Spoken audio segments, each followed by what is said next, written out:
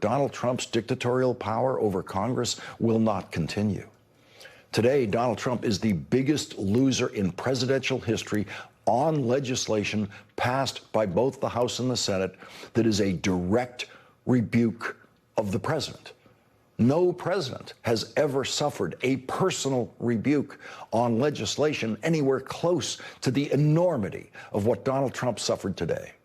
Mike Johnson spent the year doing Donald Trump's dirty work in the House of Representatives by blocking any chance for a vote on releasing the Epstein files. And then, when the vote was forced upon him, Mike Johnson completely surrendered. And then Mike Johnson was doubly humiliated in his surrender today after he said this. I called my counterpart in the Senate, Leader Thune, and I talked him through this with him and shared our deep concerns. And of course, they share those concerns as well.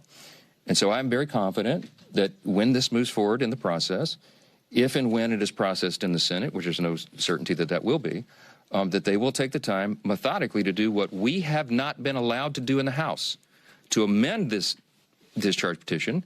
He was guaranteed by Republican Senate Majority Leader John Thune that the Senate would amend the bill passed by the House and include the kind of changes Mike Johnson insisted were necessary. He actually said, I called my counterpart in the Senate, Leader Thune, and I talked through this with him and shared our deep concerns.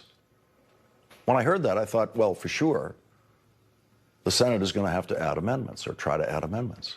And now I know someone is lying. Either Mike Johnson is lying about that phone call, or John Thune lied to Mike Johnson on that phone call. Because John Thune had no intention of offering amendments to the House bill. And now we have all the evidence we could possibly ask for that John Thune was the person who convinced Donald Trump that it was all over. And that is when Donald Trump put out his tweet saying that Republicans in the House should vote to release the Epstein files.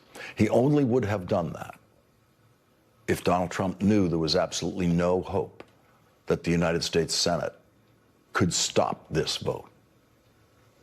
And today, the Senate vote was unanimous. It included every Republican.